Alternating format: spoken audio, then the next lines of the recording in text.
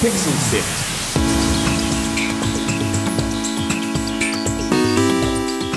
Hello and welcome to episode 164 of Pixel Sift, the show dedicated to indie games from Australia and around the world. My name's Fiona, and joining me tonight is my co-host Mitch. Hey, thanks for joining me. Hello. And it's good to be back on an episode with another presenter. It has been a little while, hasn't it? And our guest tonight is Ezra Artman, Director of Bad Goat Studios. Thanks for joining us tonight, Ezra. Thanks for having me. Yeah, so we'll be talking to Ezra about his new game, Henry Mosse and the Wormhole Conspiracy, a point-and-click puzzle adventure game. So, all right, let's get into it. Hey there, if you're enjoying the show and you want to hear more, subscribe to Pixel Sift on Apple Podcasts, Pocket Casts, Spotify, or listen on pixelsift.com.au. See you there.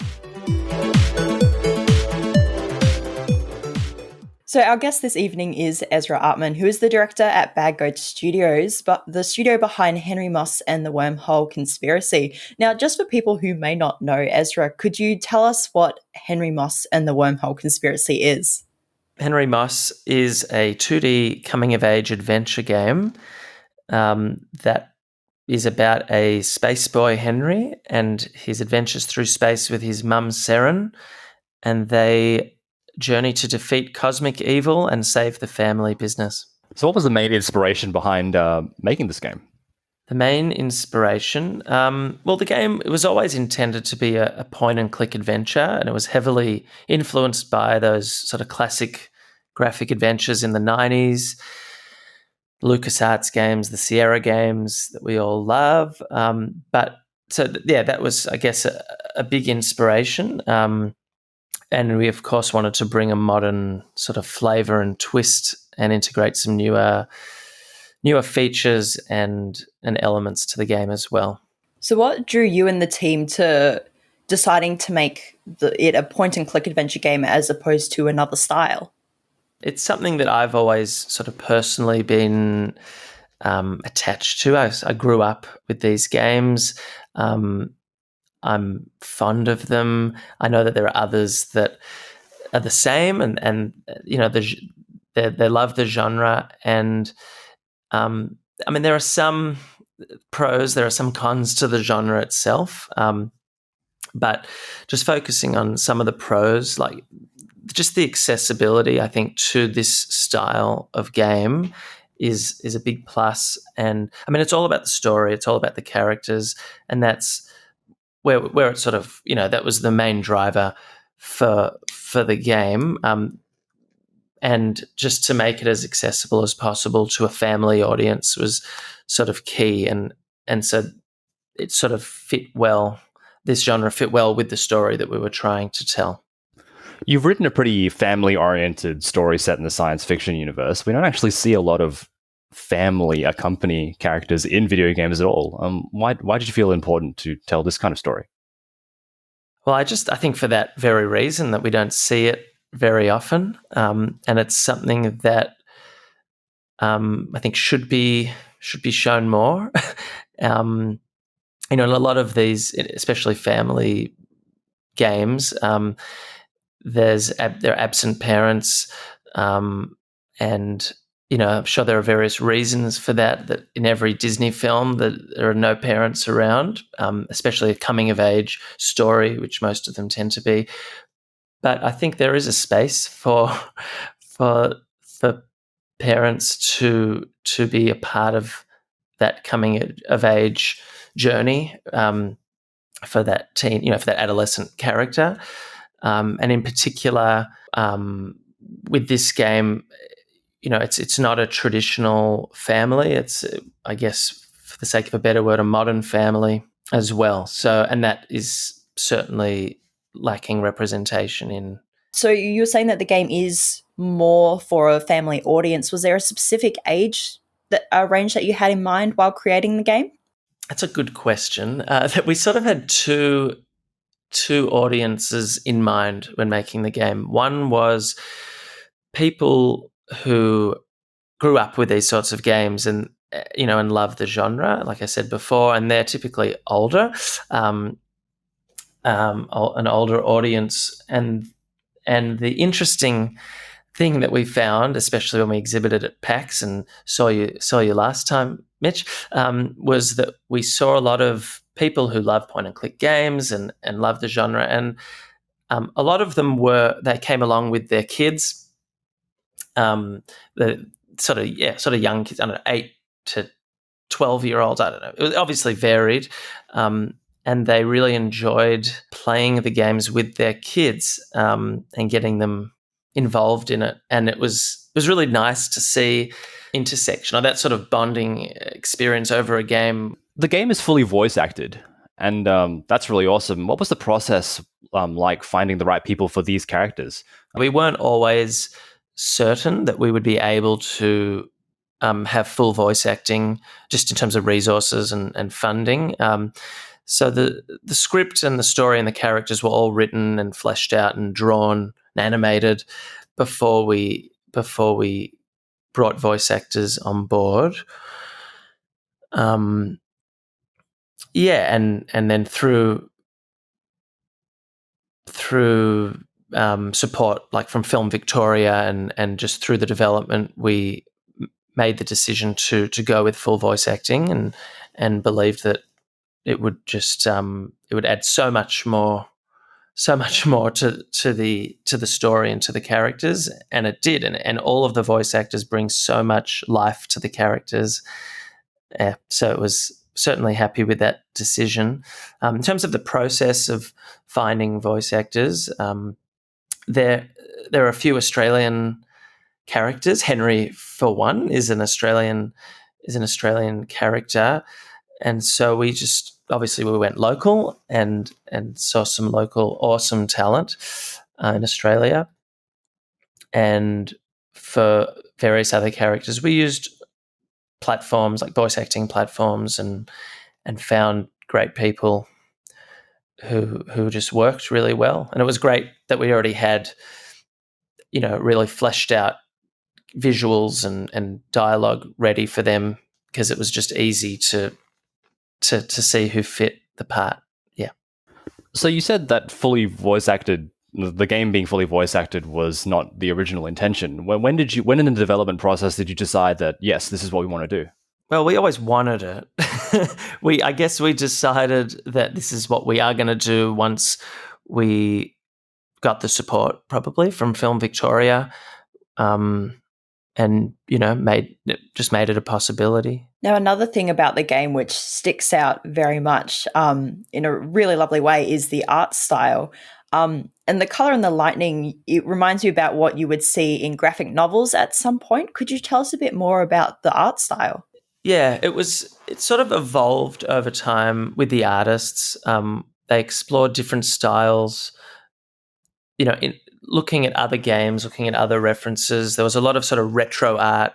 I know the Jetsons was sort of a really sort of key reference point for some of the ideas within the art and the way it's expressed. The way some of these, I'd say retro-futuristic art style is probably the best description, and the artist captured it really well. And that's for the sort of the main gameplay. And we always knew that there was going to be sort of bone skeleton animation, so we used Spine 2D to do all the character animations. It wasn't going to be frame by frame, so working within those constraints or within that structure, obviously the artists had to design the characters in a way that worked for that, and they did a great job. And then the cutscene animation, which is video, like pre-rendered video, it's completely different, and that's sort of that comic style motion graphic art that's it's just something that the artists brought, and it was unique and very stylistic. And so what were some of the challenges that you and the team faced while making this game and making a point-and-click adventure game? One of the challenges is that there's quite a stigma attached to point-and-click adventure games. It's viewed as sort of an old, outdated genre. There are some there were just some, but there's some things to look at what old games did wrong, and basically don't repeat those mistakes. Things like pixel hunting and illogical puzzles that just frustrate players. So that was a those were the main considerations around it being a point and click game. When making the puzzles you mentioned there, how did you design it to make sure it wasn't too difficult or too easy for the audience? Testing, a lot of testing and feedback from others. That was really important. Early on in the development, when we basically had developed a sort of a prototype, like one of the largest scenes in the game, and tried to get that up to a certain standard. And so that we worked on that, our vertical slice, and we found, we designed the puzzles, and when you're designing it, you know what to do, obviously, because you created it, and what seems easy can be quite difficult, and what you might think is difficult is actually quite straightforward. So, after taking that to others, whether it was at PAX in 2018, that was great, or actually getting proper user testing done.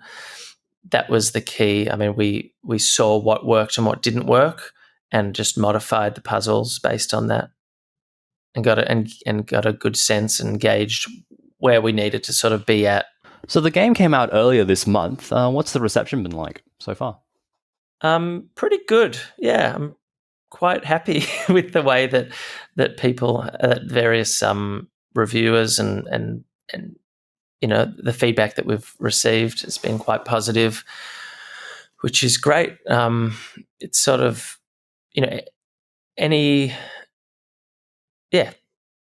quite proud of what we have achieved, and hopefully more people get to download and play the game. And have you got any responses that you didn't expect? Not really, to be honest. Any criticisms that I've seen so far, I sort of was expecting them. I mean, some of them were based around sort of issues with the genre itself, and they acknowledged that that it was an issue with the mechanics or with the genre. And that's expected. I think that it is a niche genre, and you either like it or you don't, I think, for whatever reasons. And any other things that have come up, maybe some little bugs or things like that, that was also, maybe that particular bug wasn't expected, but I was expecting something, so something to come up. So pretty happy with the responses. So we've been talking a bit about the game Henry Mosse and the Wormhole Conspiracy, but let's talk a little bit more about you. What made you want to get into game development? I've come from a film and media background, and an IT background as well, which is sort of quite diverse, and I have always been really interested in stories, in storytelling.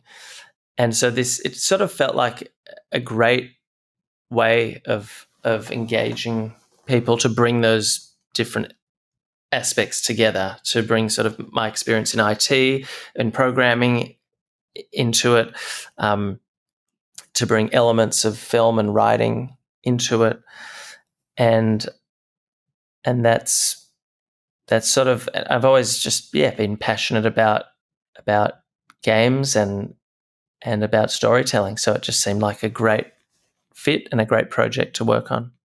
So how did you go from those different aspects to being with Bad Goat Studios? It sort of started as an idea for this game. I mean, this is the first game that Bad Goat's done, and so I'd say Bad Goat sort of came out of this game more than the other way around. So it sort of started as an idea, like all these things begin, and then getting in touch with the artists probably was the first sort of collaboration work that happened really, really early on, and things just evolved from that, and the game developed, and then we have to, put it into some sort of studio structure. So Bad Goat came out of that, and that's sort of how it's developed. Yeah. So you mentioned before some of the artists working on the game were based in Malaysia. How do you go about working so far apart from each other on one project? Basically, software and tools is the key, and being able to manage those tools well and check in regularly. Part of the challenge is obviously proximity and its time zone as well, and being able to, in some cases the overlap was very short, unless I was up in the middle of the night or something like that. But yeah, we used We used Slack a lot for our communication. How do you sort out things like creative differences on the project? The design team, mainly Felix Stranger and myself, overlapped a lot in our roles. But other than that, the artists, they're the experts at the art. So, there's direction that I bring and that Felix brings. But at the end of the day, listening to the artists and allowing their creative output to shine, that was the key, really. Just allowing everyone to have a lot of input into the creation of the game.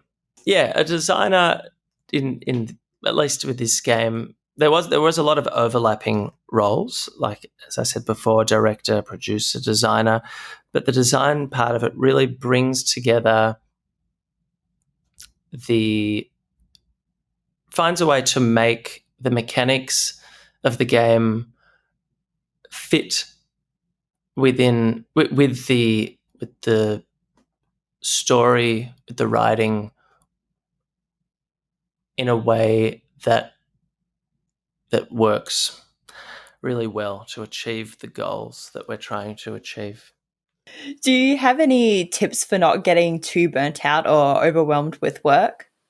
I mean, it's easier said than done, but really making an effort to have a balanced lifestyle when it comes to work. And it's difficult. I mean, it depends on the game. It depends on the team. Planning. We used, what did we use at one stage? Before we used Trello, we used Asana, I think, to plan out, but mainly Trello to sort of schedule out what was to happen and when where the milestones were, where the deadlines were. And it changed a lot as we sort of, worked out how long things took and what was required. But yeah, it's hard to know. It's definitely an art knowing what is realistic in terms of a timeline. And if you set your expectations too high in too short a time, I think burning out is inevitable.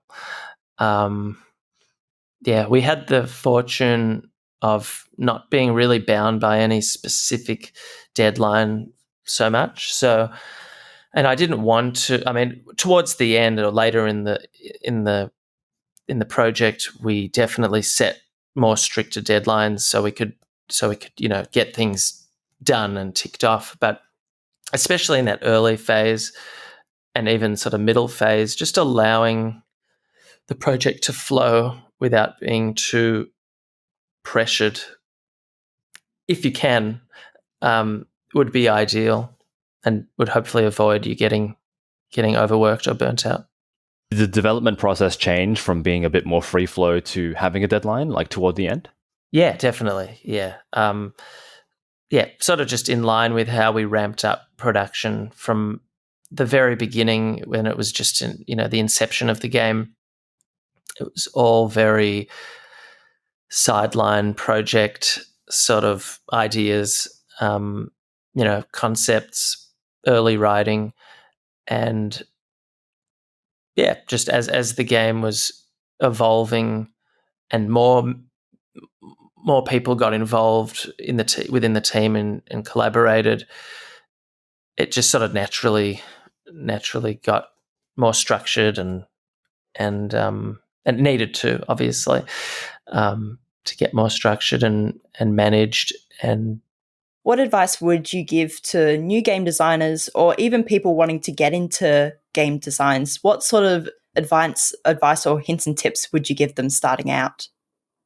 Besides learning as much as you can and building your skill set, I think meeting other people in the industry or other people who want to be in the industry and building a network, if you can, in your local area, is key to sort of staying motivated and being engaged.